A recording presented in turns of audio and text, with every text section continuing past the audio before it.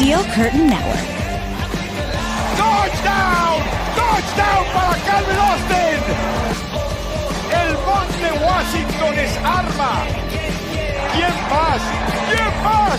DJ Watt! What is going on, Steelers fans, and welcome back to another episode of the Steelers Preview. I am Jeff Hartman and joined, as always, by Dave Scofield and Bryan Davis. What's up, Dave? How are you?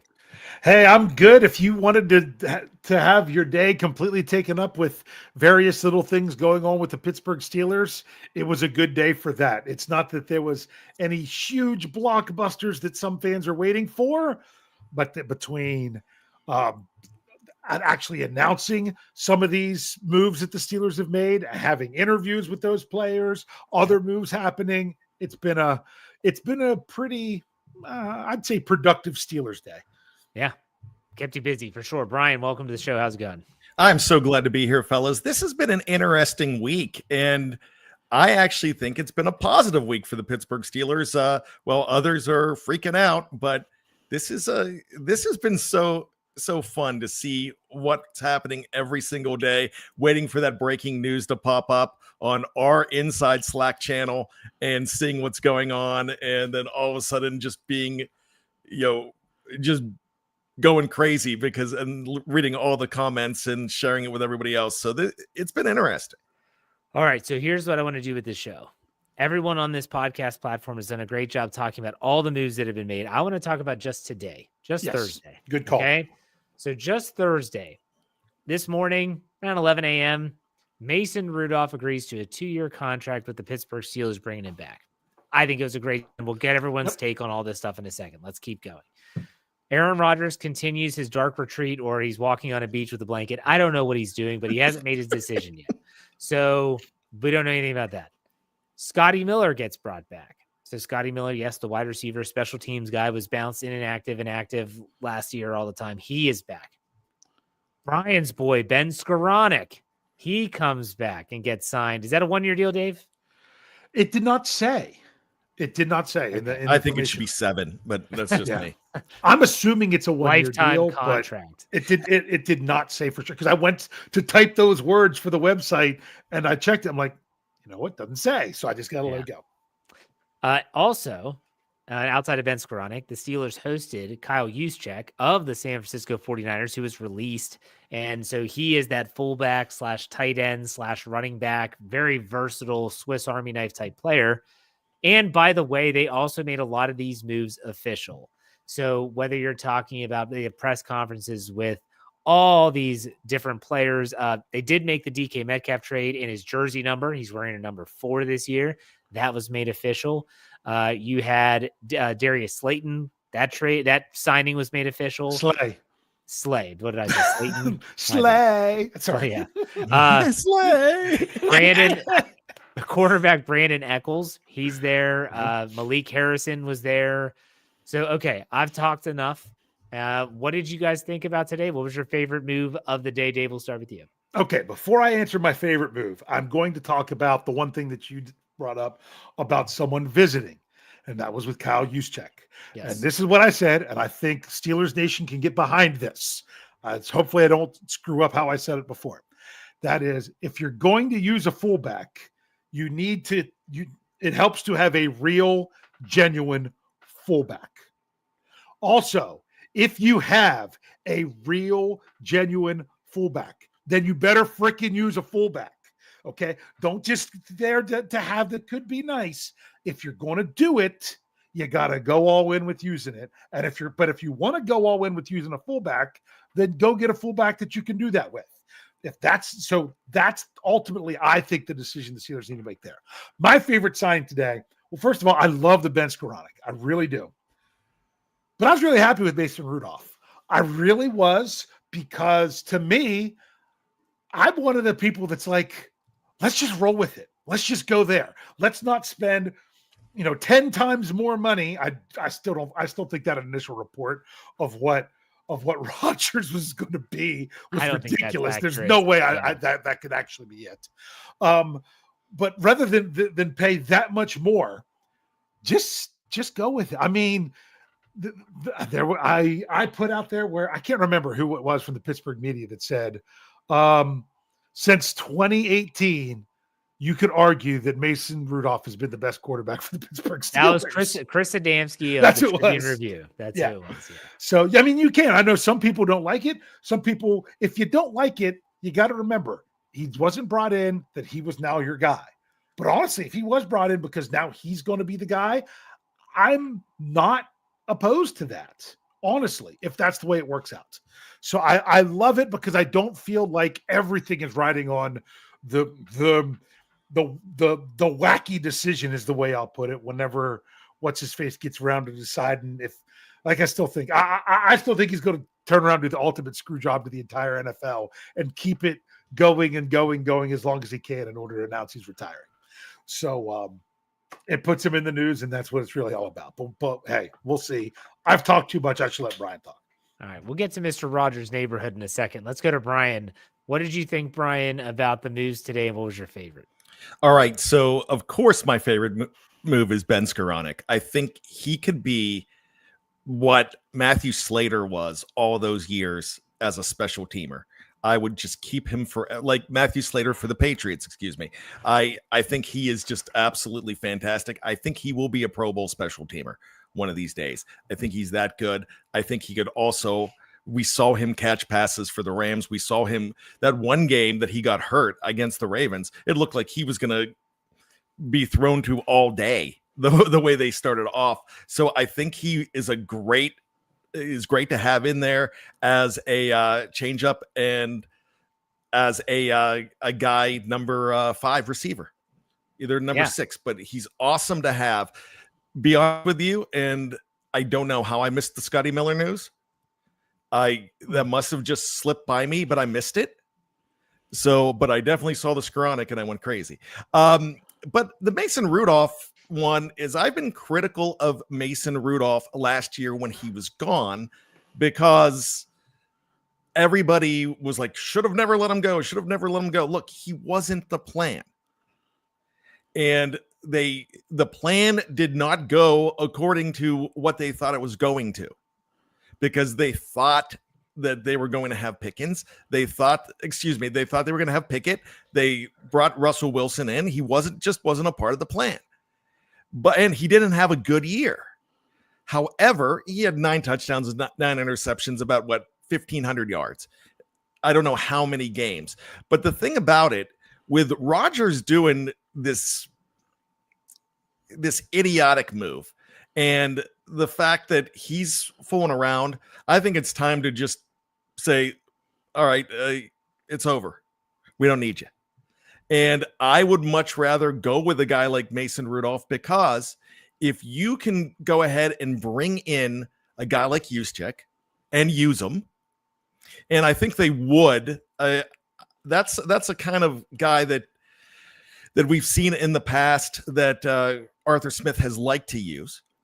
But now you have Metcalf. You know Pickens is sticking around. You know they're not looking at dealing him. I still don't think. I don't think they're. You think so, Jeff? I think before the draft would be when they do it. I don't think they're going to do it. I think they're going to load up on these guys, because think about this. You'll get a comp pick from Pickens if you lose him, and I'd rather see what you have with these guys. So if you have a serviceable quarterback, Mason Rudolph can hit all these guys, and you brought another guy in that hardly anybody's talking about. It was late last night, but if you remember December 15th against the Eagles, Kenneth Gainwell destroyed the Pittsburgh Steelers. He was more effective than Saquon Barkley was against the Steelers, because they were throwing passes to him out of the backfield and he was gashing them. So I really like that move, bringing him in. So you start throwing the backs more. And if you've got a Juszczyk, you've got a Gainwell, and Jaylen Warren could catch a football too. You have all of these guys. You have these guys downfield. You have weapons. Mason Rudolph, if he's serviceable, and we've seen him with the long ball, we saw what he did at the end of 23. He knows how to throw intermediate passes as well. So I think just a serviceable guy will make this team good. And I hate to tell you that they're not going to be a 5-12 team with Mason Rudolph. All right, so it's funny. But I want to get to that question at the wins with Mason Rudolph. Let's just go down that path in a second. I wrote an article for SteelCurtainNetwork.com, and I was going to run it a little bit later in the morning, but I got up and I was at the computer and I wrote it earlier and I ran it. Thank goodness. And it was how the Steelers shouldn't be putting all their eggs in the Aaron Rodgers basket. It's not that they're not trying to still acquire him, but they can't just sit there and do nothing and wait on him. And thankfully, they went out and signed Mason Rudolph. He is a safety net. He is an insurance policy, whatever analogy you want to use. That's Mason Rudolph. It was a great signing, in my opinion. I love Ben Skoranek. I like Scotty Miller just fine. But Mason Rudolph is the story of the day, as it should be. And so I started to kind of let my mind wander a little bit. What would a season look like if Mason Rudolph was QB1? Let's assume that they keep George Pickens. You have George Pickens, you have DK Metcalf, you have Roman Wilson, you have Calvin Austin III. You probably are going to draft a receiver, and maybe you get someone like Cooper Kupp, who is still out there and was recently released. As of this being recorded, has not signed anywhere, and the Steelers are, if supposed to be, interested. You also have a running back like Brian mentioned, Gainwell, Warren. They're going to draft someone. An offensive line that it's got questions, but it could also be pretty good. Like those questions could be answered in a positive way. My question is, before I ask the question, I don't think Mason Rudolph has ever been in a situation, maybe outside of the end of 2023, where he's had a team that he could succeed with like this. But let me ask the question now. How many wins do you think this Steelers team could win with Mason Rudolph at quarterback? Dave, I'll ask you first. I think you're looking about, but I hate to say it, I think you're looking right around where they've been over the last several seasons. I would still in the same zone. Now, if something happens, I mean, that's what I would predict as what I would expect. Now, could Mason Rudolph somehow get a resurgence? You know, him and Arthur Smith click much more than the previous dude that was here with Rudolph. They let him throw the ball. He has better targets, things of that nature. Could then that add a couple more wins? Yes, it could. Could we ultimately see that no, Mason Rudolph isn't someone that's really going to push you that much over the edge and it'd be a couple less losses? Yes, it could. And then, but even if that's the case, then you're sitting in a little bit better opportunity to make 2026 a chance to do something. And I'm not going out on a limb and saying that the quarterback class in 2026 is better, because I don't know squat about it. I will tell you that all I know is in 2025, the Steelers aren't in a position to really go get a significant quarterback this year unless they hit on a mid-round flyer, which is possible, but you're not going to be moving up in the first round to go get that guy because of how far down you are. So to me, that's why I would say, although Mason Rudolph, I don't think was brought in here saying you're going to be the guy. I don't think that's it. No. But if it ended up being that he ended up having to be the guy, that I would say that the ceiling would probably be 11 and the floor would be 6, as where I would put that. Okay.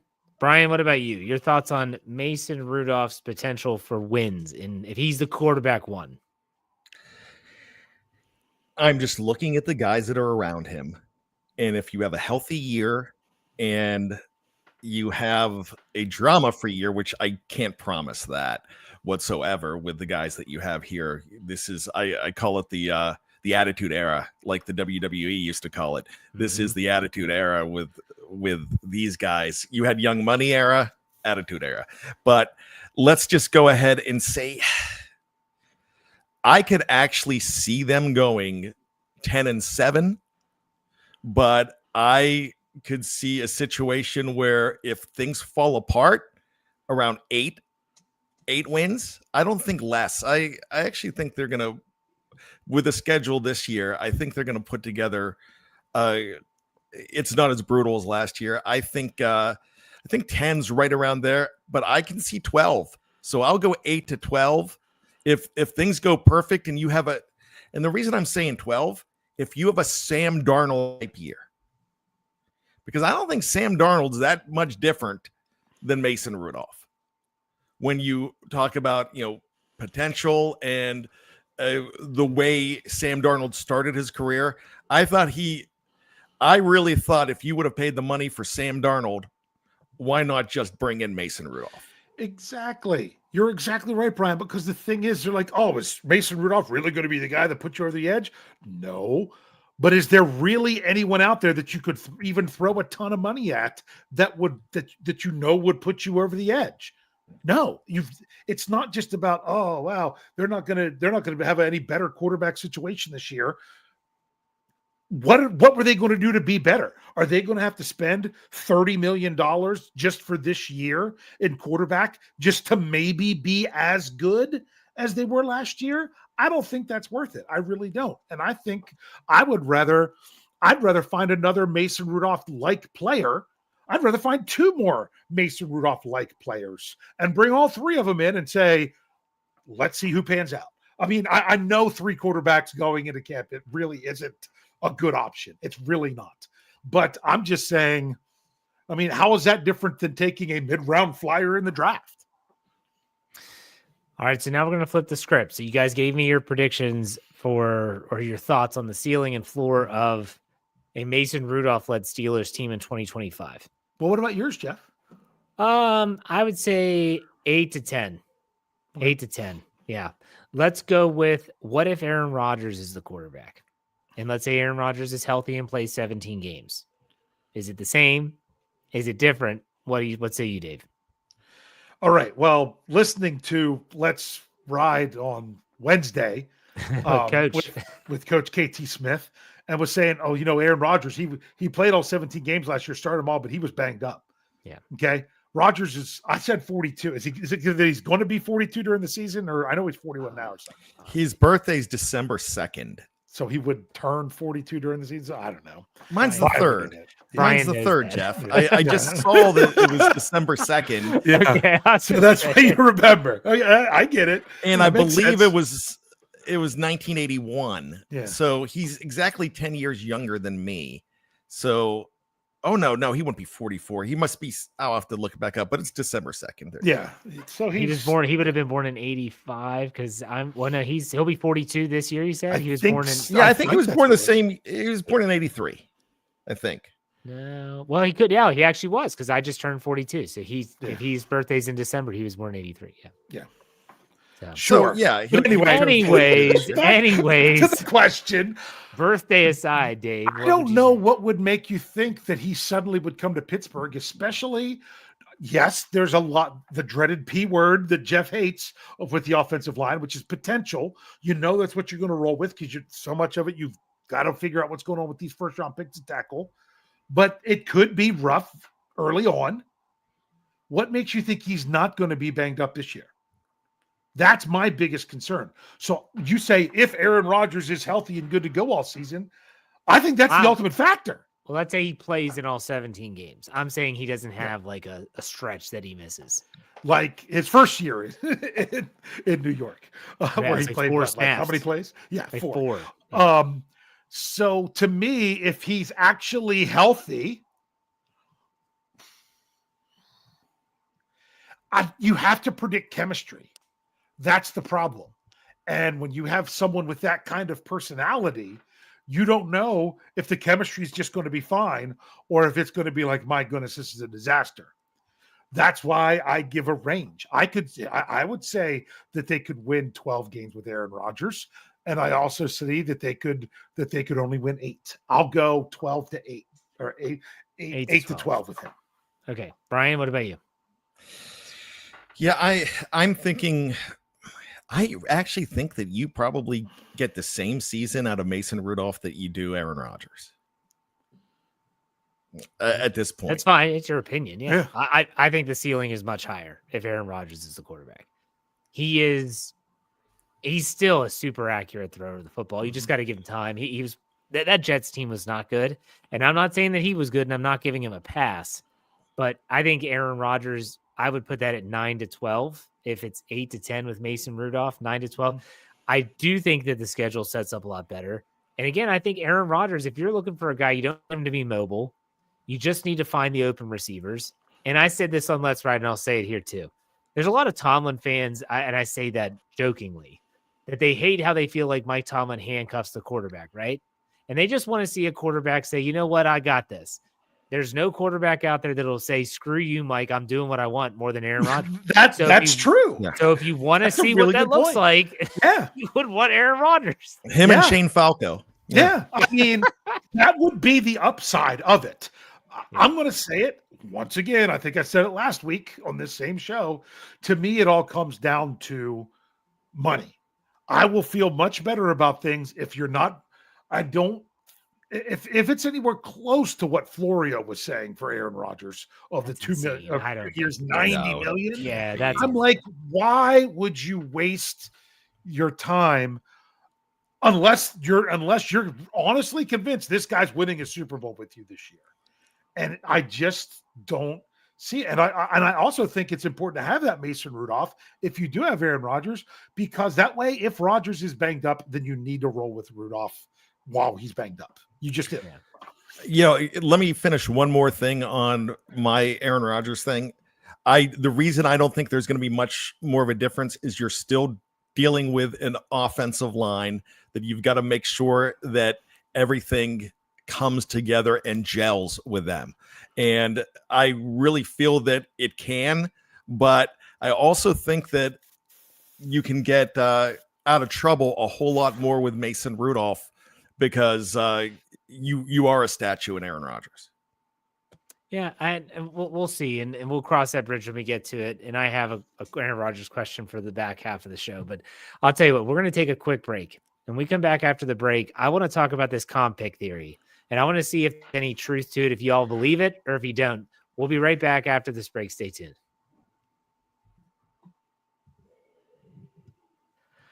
All right, Steeler fans, if you're watching live on any platform, clearly we didn't go anywhere. For those who are on the audio side, thank you for taking a word from our sponsors. But here's the thing. The Steelers early on in free agency, they made a lot of moves Thursday, but prior to that, it was very quiet on the home front. And there was actually more players leaving than they were coming in. And everyone's like, oh my gosh, what's going on? What are the Steelers doing? And then Alan Saunders, that was the first person that I saw. He wrote an article for Steelers Now, and he said, you can kind of see what they're trying to do here. Yeah. They're trying to work the comp formula. This is something the Baltimore Ravens have done forever, by the way. But he said they're doing it so that in 2026, maybe they have the draft capital if they want to move up in the draft, get into the top 10, and pick one of the quarterbacks that they deem to be potentially the next guy. And everyone says Arch Manning, by the way. In the NIL era, there's a good chance Arch Manning says, I'm going to stay at Texas for another year because I'm making more than I would in the NFL as a rookie. That is a possibility. So people think that Arch Manning is just naturally going to go into the NFL in 2026. More quarterbacks are staying in college than they are coming out because the money's not what it is in college. And he might want to look at what teams are drafting at the top of the draft. Too. Absolutely. And a chance to get a championship ring in college. For sure. So everyone that's like Arch Manning, calm down on the Arch Manning talk. Okay, this isn't back in the day when they don't make money, at least not publicly, and they made more money on the NFL, so they wanted to get there as soon as possible. So keep that in the back of your mind. Now, the theory is, though, that the Steelers are focusing on players like an Aaron Rodgers, released. That does not hurt your comp pick formula. They are looking for like a Cooper Kupp, released. Doesn't hurt your comp pick formula. They're looking for lower level type signings that are not going to be, they're going to negate some of these lower level signings that the Steelers lose. The big name signings that the Steelers lost, which help, Dan Moore getting $50 million guaranteed, $80 million overall for Tennessee. That's a huge contract. Najee's contract would probably qualify. Who's the other one? James Daniels. I got it all in front of me. Go ahead, Dave. I'll let you read it. All right. So this is they round up on, this is on overthecap.com. Dan Moore Jr., they have him at 21 APY, average per year. It's 20.5 because it was 82 million for 4 years is what I understand. Justin Fields, 20 million a season. James Daniels, 8 million a season. Dante Jackson, 6.5 million per season. Najee Harris, 5.25 million per season. Now, Landon Roberts and Van Jefferson, they're not projected to be making enough that would actually make them qualify, but we'll see. We don't know yet with Mike Williams how much of that was incentives and how much of that was base salary, that he could be another one. So there you are. So did you say like where they potentially could be, like the comp picks? Like the rounds? Okay. Yes. If I'm going to do that, I have to give this disclaimer, right? This is estimated from Over the Cap, and it's not just the estimation based on their salary. There is a huge formula with this, and they have studied it, and they've got it pretty darn good, better than, but no one else is nowhere close. They're really good, and even they would say, hey, we're just going. And right now is a lot harder to project than at the end of this coming season, because the other factor is how much you play, your percentage of snaps. That's a big factor in determining where you end up with these rounds. Also, if you end up being all conference or all pro, yeah, they do all conference, not Pro Bowl. Okay, which is that's Pro Football Writers of America, right? That does all conference. Yeah. If they do that adds some into it, and then it all lines up from there. So right now, Dan Moore is projected as a 3rd round comp pick, but you got to remember that's projecting on how many snaps he played based on this past year. If he gets hurt and misses part of the season, that's going to fall, because he's not up there by a ton, because Justin Fields at only $500,000 less is projected as a 4th round comp pick. Now they might have him projected to play less snaps because they might have based it some on last year. I don't know. Okay. So right now, if you're going off those projections, Moore is a 3, Fields is a 4, Daniels, Dante Jackson, Najee Harris are all a 6. Okay. Right now, the Steelers have only signed one player that Over the Cap has that would cross out anybody, and that's Malik Harrison, and he's a 7, so he would just cross out the bottom name on the list. They still don't have Gainwell or Eccles exactly what the breakdown of their stuff is to say where they would be, but based on the reports, I don't know if they're going to qualify, or they're not going to be canceling no 3rd or 4th for sure. So that's where the Steelers stand. And just so you know, you can't get more than 4 comp picks in a draft. They just don't let you do it. Yeah. So Brian, I'll let you go first. Are you a believer in this theory that the Steelers are playing this offseason in a fashion to get as many comp picks as possible, and so that they have all of that draft capital at the ready in 2026 so they can make a big, bold swing? No, I don't believe that whatsoever. It makes sense though. And I love everything Saunders says or writes. I kind of feel like it's gospel. I think he's very good at everything that he does. So that's one guy that I believe in. But this was something that I think I don't want to call it a happy accident that now that you're looking at it, how they can get these guys. They kind of had a list. They've got the dry erase board. And they knew guys that they were going to go ahead and let go. And we knew all along, we even knew that they weren't bringing Najee back. And it's not because of the comp pick formula. It's just because it just wasn't working. I loved him, but it wasn't working to the way that they thought it would work. He's not the kind of back that is going to be productive for what they're doing, because I don't know what show I was listening to the other day. It might have been one of Dave's shows or Jeff's shows, but I think 37 yards was his longest. I've listened to so many things. Wasn't me. Actually, no, it wasn't one of your shows. I know exactly where that was. His longest was 37 yards. And the show that I was listening to, they named about 20 backs in Pittsburgh Steelers history that had more than 3.9 yards average, and all of them had more than a 37 yarder as his longest. So when you look at something like that, he wasn't the home run threat for them. It was not a Raider show. I'm going to say, you got to love Frosty. So that's got to be I love it. Show. I love Frosty. Yeah. So it was a Pittsburgh show, but it was on radio.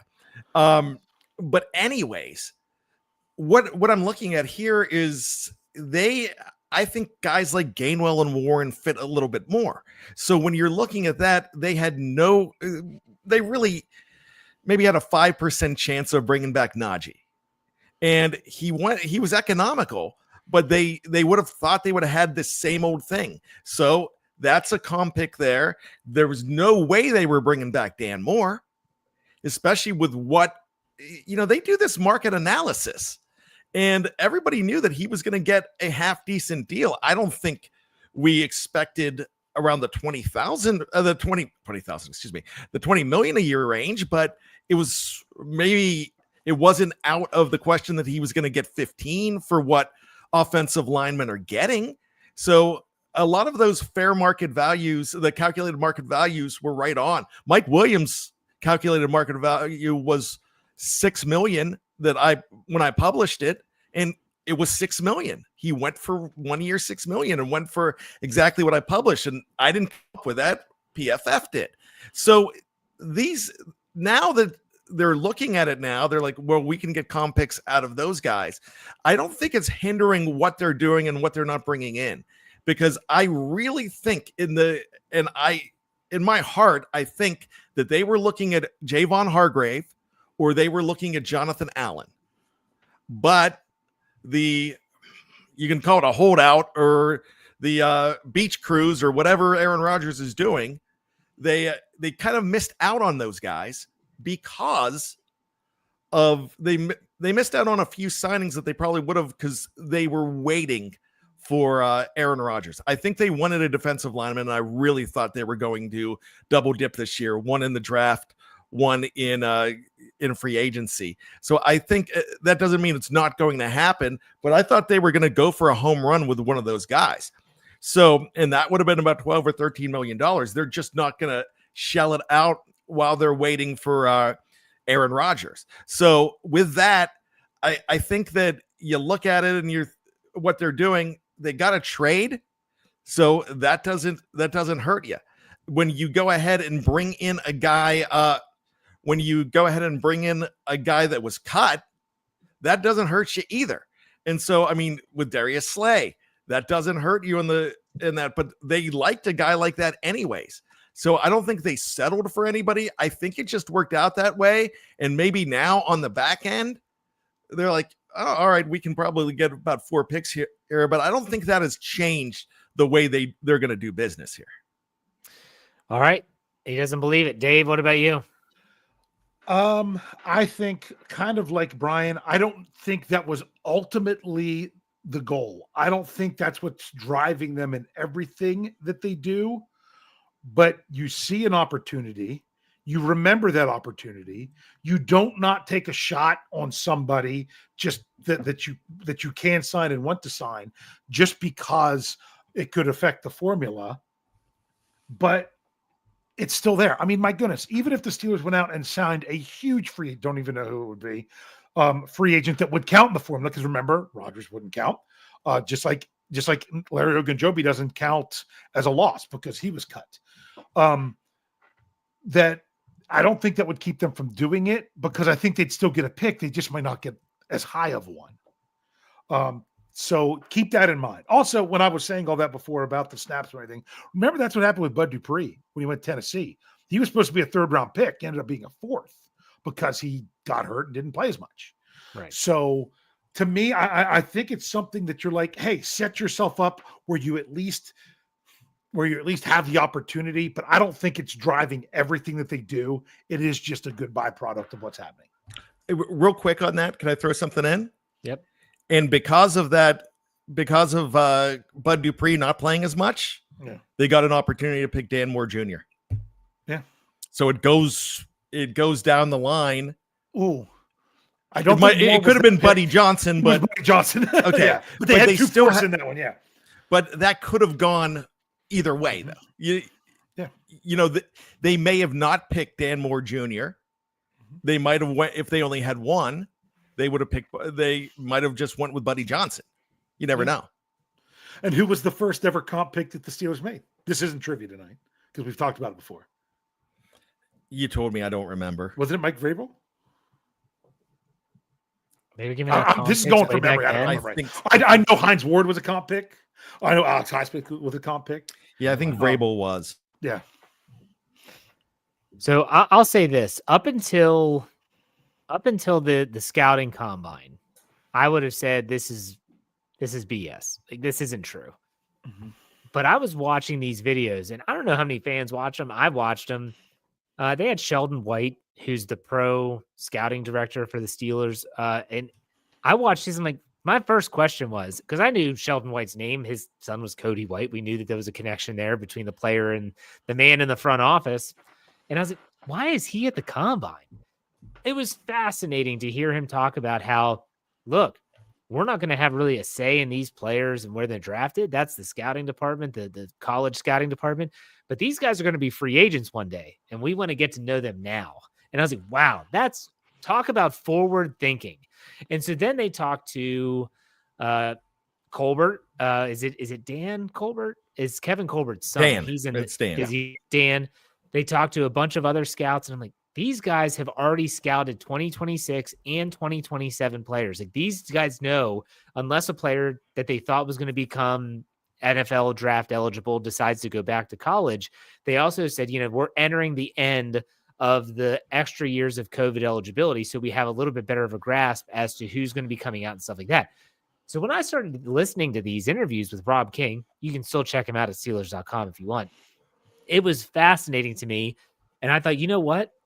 I would not be shocked if Omar Khan, Mike Tomlin, and the whole brain trust that is the Steelers front office, Andy White on down, they don't say, listen, we can still address team needs by keeping this in the back of our brain. If there's a player that's released and then there's a player that's a free agent and the play styles are similar, the cost is going to be similar, let's get the release player, because that's not going to hurt us. We know, I guarantee they knew we're going to lose a lot of our players from last year, the free agents, and that's fine. I don't think they wanted, but we know they didn't want Najee back because they would have gotten the fifth-year option if they wanted him back.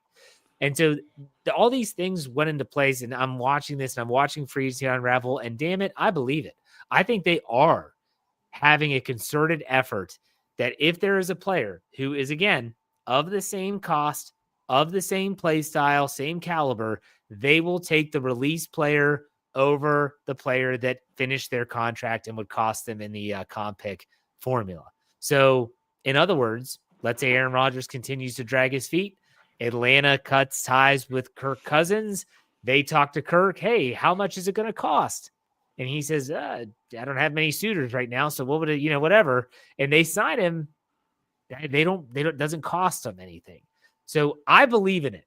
I actually do believe in it. And honestly, every step of the way, even a day like today on Thursday, I'm like, dang, it seems like it's, I don't know. That's just my theory. Brian, you said you don't believe in it. I don't know if you want to say anything. I'll give you the floor.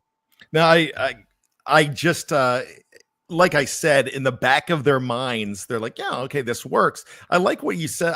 I'm more of a believer after you said that, like if it's the same type of ability, but also you got to think about this. If Cousins becomes available, you can get a Russell Wilson situation with a guy like that, because I think he would be owed so much in dead money.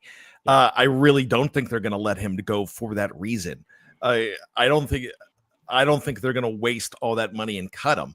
So, something like that, they can probably go ahead and get a free deal. Like the Jets, the thing that drives me crazy about the whole Aaron Rodgers thing is he's going to be making a lot of money from the Jets, won't he? He will be owed money. He had guaranteed money in his contract. I don't know how much. I hold on. I looked that up. It's not one of those deals like with Russell Wilson, where there was a bunch, he still had a bunch of money for this. Hold on, I had the wrong person. But I think Cousins would. Cousins is a different story. Yeah, but Rodgers, he counts as a dead money hit on the Jets. But it wasn't that he had he didn't have a guaranteed contract. He didn't have guaranteed money this year. He had nothing guaranteed this year. That's the difference. Okay. So they still have dead money with him, but it's not like they're paying him a contract that was guaranteed, like what was going on with Russell Wilson, where he was still getting that contract from them minus what the Steelers were paying. Okay. That's interesting. Anything else anyone want to add to that? No, It's I'm been a good That's- discussion. That's really good stuff. It's very true, Jeff. But they shouldn't let. I'm fairly certain that's not going to be like, hey, we have a chance to add a player. Oh, this is going to affect the comp formula in a bad way. We're not going to add them. I don't believe that to be true, because if that was the case, they would have kept the Landon Roberts and not signed Malik Harrison.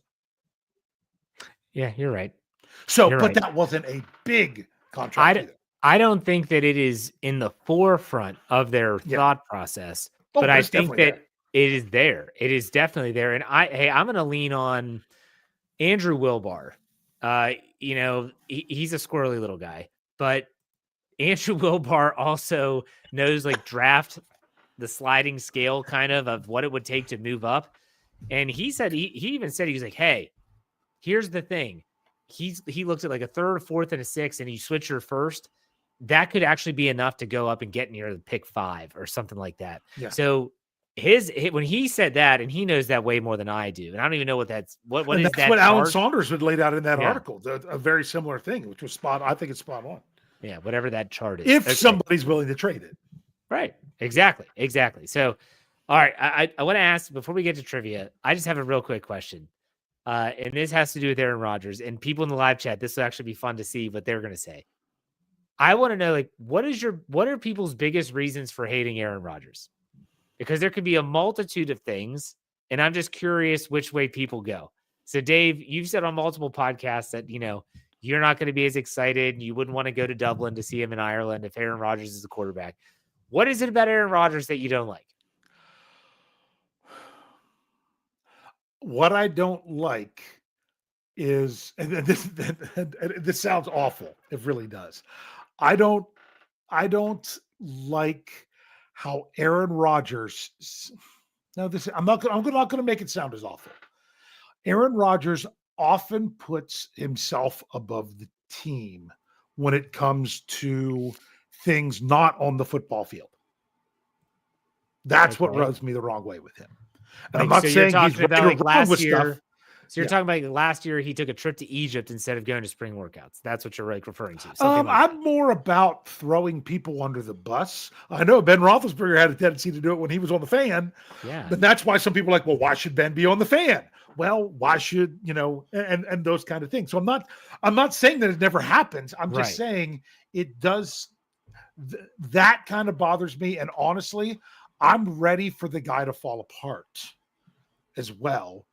To think that, someone who missed so much of a season a couple years ago, if it's the attitude of I'm coming in and wanting that much money. So like I'm saying, I could shift my feelings about him much more when I would see what kind of contract he would have. No, but I get it. I was also curious. just not overly excited. Like I just say the name and my wife just kind of is like, ugh, I've just got, it's a guy you're used to hating on.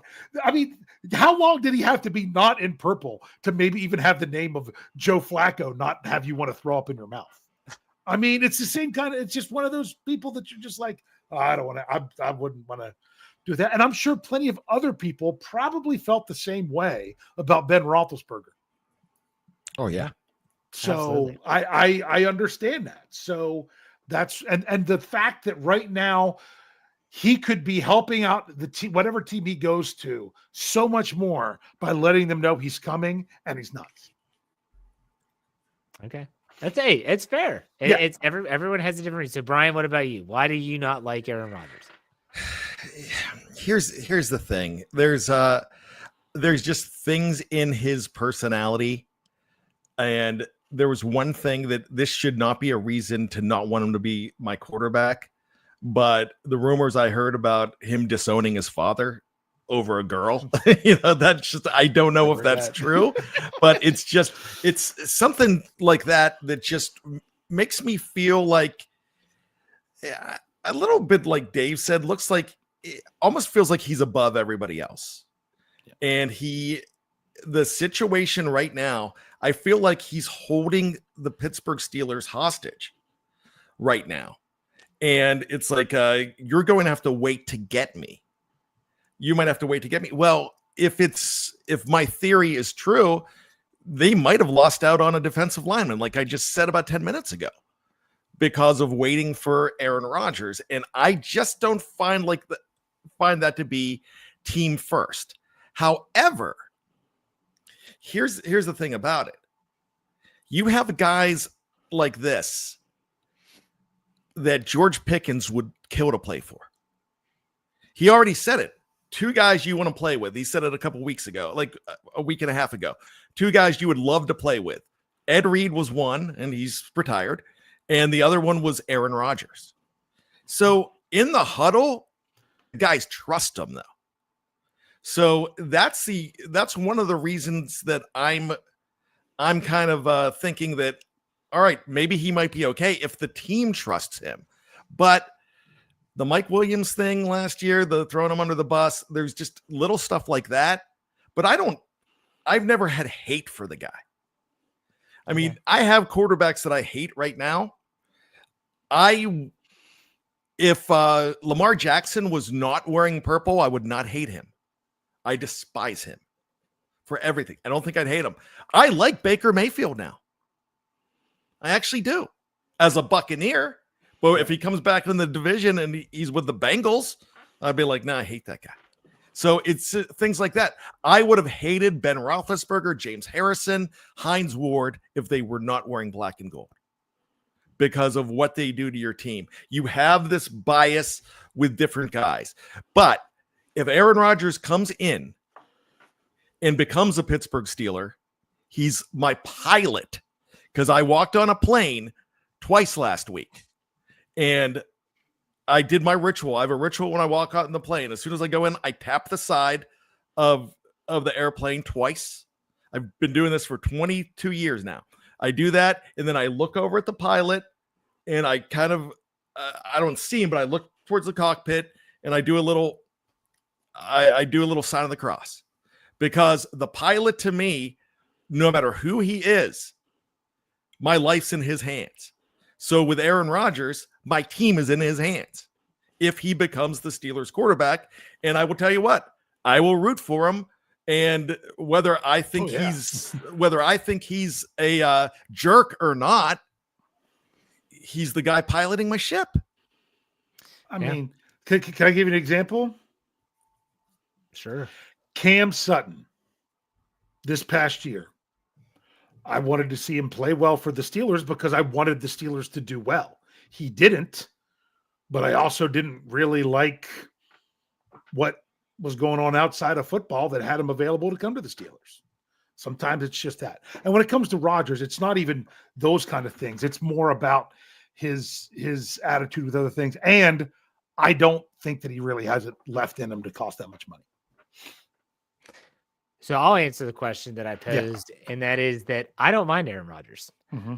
I've gotten to hear more from him from the Pat McAfee show, and I do think it's kind of, people, there's a lot of Steeler fans that are being very hypocritical, where they're like, he's a distraction. He throws players under the bus. He does this show once a week. And yet they tuned in to 93.7 The Fan and the number one Cochran sports show, whatever it was, with Ben Roethlisberger when he was interviewed. And Ben Roethlisberger had a lot of distractions off the field, especially early in his career. And Ben had no problem throwing players under the bus. And yet you supported number 7. Now, people want to talk about his Aaron Rodgers and whether it's his political thoughts. I don't go to football players for those thoughts. I don't care about that stuff. I'm talking about football people. All right. So when it comes to the football team, like there, all these things that Steeler fans bring up and say, well, he did this. The same quarterbacks in general are arrogant. They like the center of they are the center of attention. They love it. They want it. They crave it. And that's why a lot of football players struggle after football when it's gone and the spotlight is gone. But I will say this. Aaron Rodgers is going to be Aaron Rodgers. You know what you're getting. I don't think there is anything about this guy that is not known at this juncture. Yeah. So, like you said about Cam Sutton, we have no control over what the Steelers do. If they bring him in, let's do it. Let's see what happens. If they don't, okay, go Mason. Like that's where it is. Mm-hmm. But some people want to paint this real fine line and like, we're not going to support the team if Aaron Rodgers is signed. Why? Why? I don't know. I don't get it. See, my thing is, I'm just going to be apprehensive. I know I brought it up and said, hey, I don't know that I would, would I want to spend a bunch of money to go to Ireland if I knew it was going to be the year Aaron Rodgers is the quarterback. I'd be less likely, only because right now I'm not excited about it. You know what? I'm probably going to get excited about it later. My biggest thing I say was, I don't feel like he's necessarily a team first guy, but you know what would change my mind with that? What does it really come down to with me, Jeff? What is the number one thing when it comes down to the Steelers quarterback situation that I keep saying? Winning. Just win football games? I don't know. It's the money. Yeah. Because I don't think winning the football games with the crop that's out there is that wide of a difference.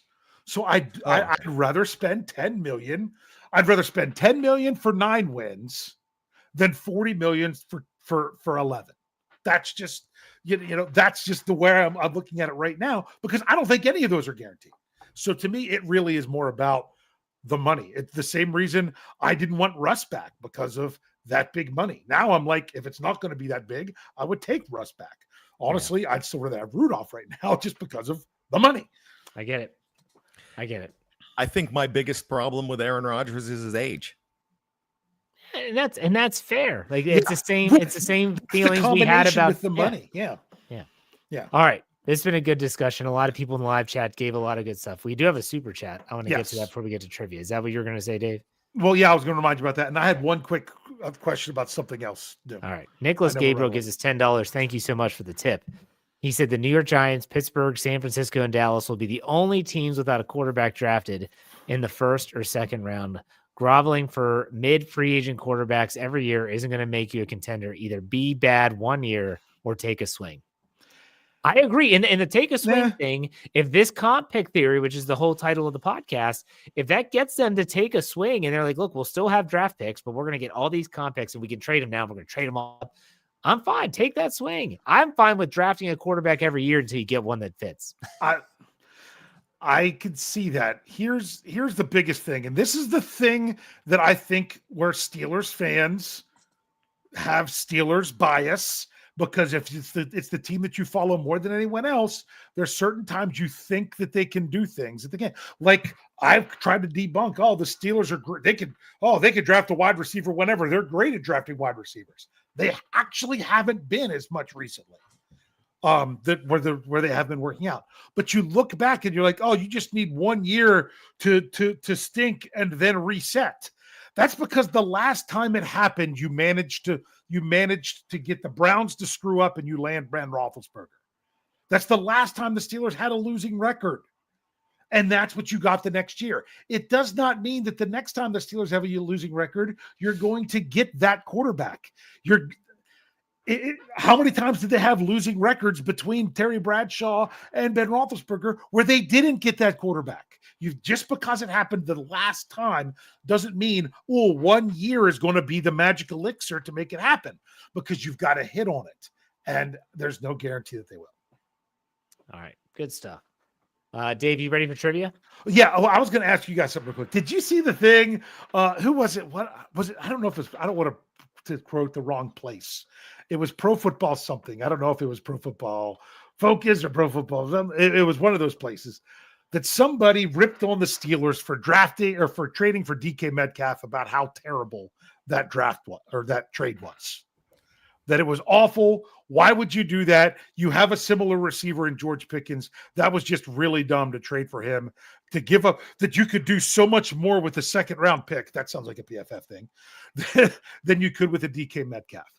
I'm going to ask you a question with you guys, because they're like two receivers that do the same thing. If you could clone DK Metcalf and put 2 DK Metcalfs on the field, would you do it? Yeah. Why would signing him because somebody else is similar be a bad idea? I don't think that I see George Pickens. Everyone's like, his play style is so similar. Yeah, sort of. DK Metcalf is built like a Mack truck. Yeah. I mean, this dude is, people that large are not supposed to be able to run that fast. It is insane. The guy's the same height and weight as Ben Roethlisberger's playing days, or at least as the program said for Ben. And He can run. He ran like a 4.340 or something at the combine, but he was coming out of Ole Miss. It's insane. George Pickens is great. They're really only similar to me in the fact that they're big play, vertical threats, and they have a temperament. Yeah. Yeah. Along those lines, Dave, I would take 2 George Pickens. Exactly. But that would have been one of the dumbest analyses that I'd heard. Oh, because a pick 52 is going to be so much better than a DK Metcalf. Colin Cowherd is full of great ideas. I don't think it was Cowherd. Since the beginning, but it was Cowherd. What said that? That's what everybody on the live chat's saying. Oh no, I read it in an article, so I know it wasn't Cowherd. He does it right. Okay. So yeah. He might have said that too. But here's the thing.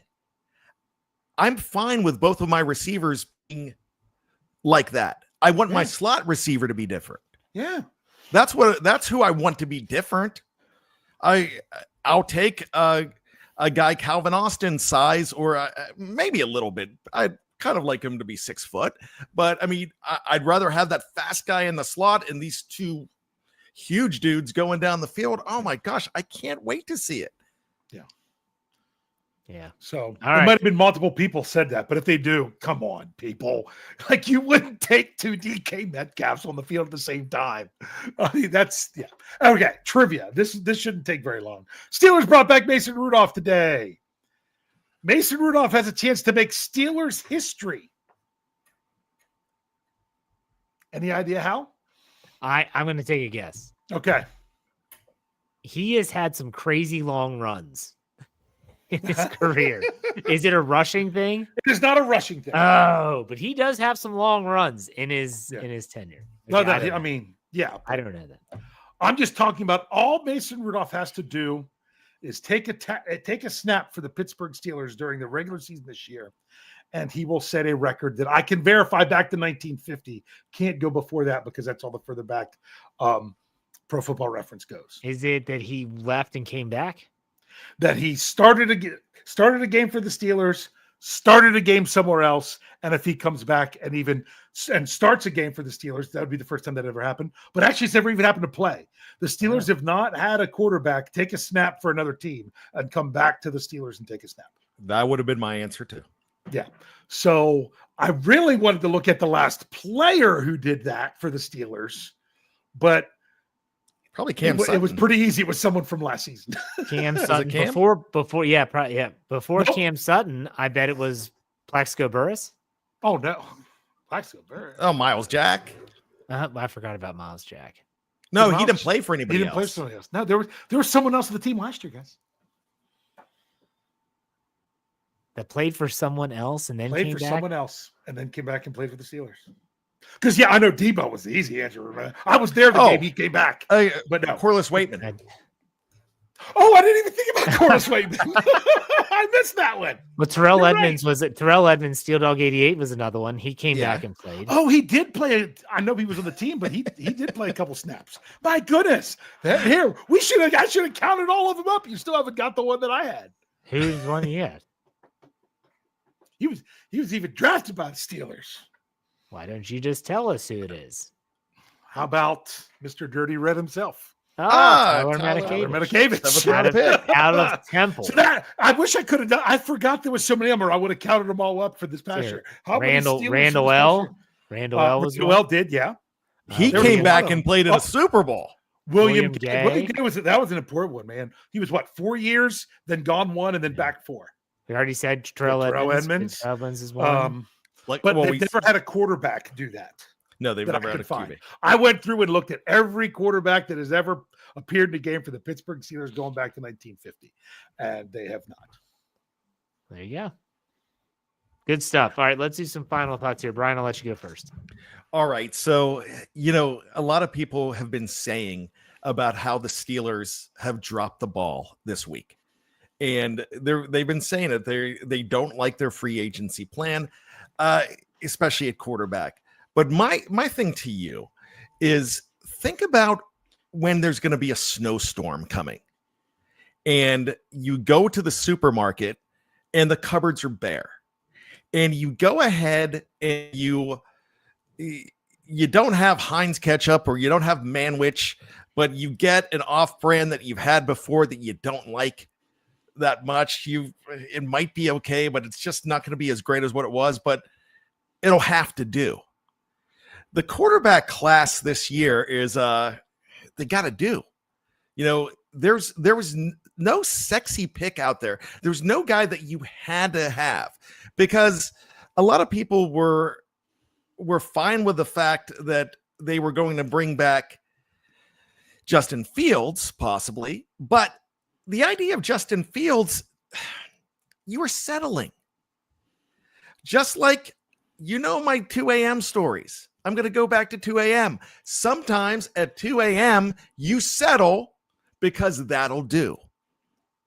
Well, that's what the Steelers would have done. So if you think Mason Rudolph probably is the best scenario here, because if this is supposed to be a transition quarterback year, but you still have everybody else on this team and you're still trying to build a team, you can do pretty well with a guy like Mason Rudolph. So this might not be a situation where they drop the ball at all. I think a lot of the picks have been very interesting. When I say picks, the transactions that they've made. They made a huge splash with that trade. So I don't think there's any ball dropping here. There was just no quarterback on the shelves that really made you go, wow, I gotta have that. There was no Cabbage Patch. There was no Furby. There was no Xbox.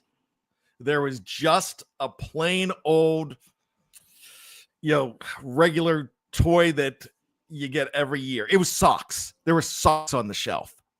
And when you think about when you get socks for Christmas, you're not excited about it, but you wear them and they'll do, because that's what you got. All right. Dave, final thoughts.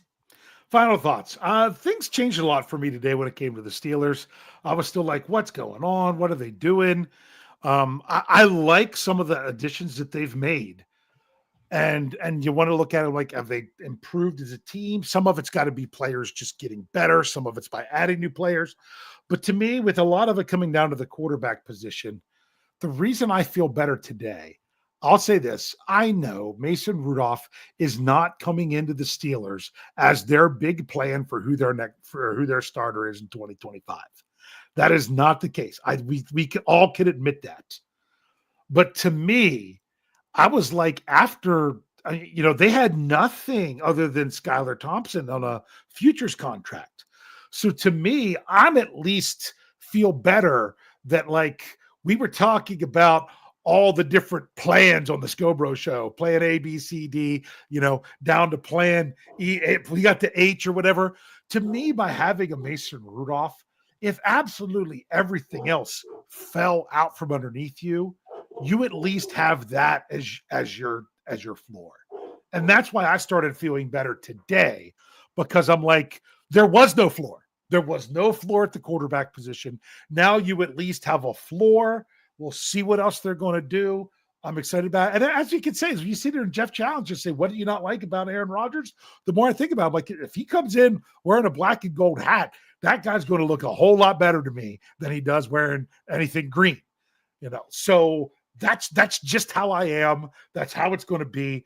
I'm still excited to see what else they're going to do, because my goodness, we just need to move past. We need to continue to scrub that stench of the end of the 2024 season off of us so we can feel like Steelers fans again. Well said, gentlemen. Good show. Appreciate your time and efforts. Everyone that's out there listening, thank you all for listening or watching. Maybe check out SteelCurtainNetwork.com. It's a great website. Really proud of it. Dave does some great work. I know Brian's done some great work in free agency for us there. So SteelCurtainNetwork.com. Check it out every single day. Bookmark it. You don't want to, it's totally freaking free, by the way. So just enjoy it and make sure you check out all of our podcasts. But that does it for us. We'll be back on another Steelers preview. Dave, why don't you send us out? Hey. See you next week, everyone.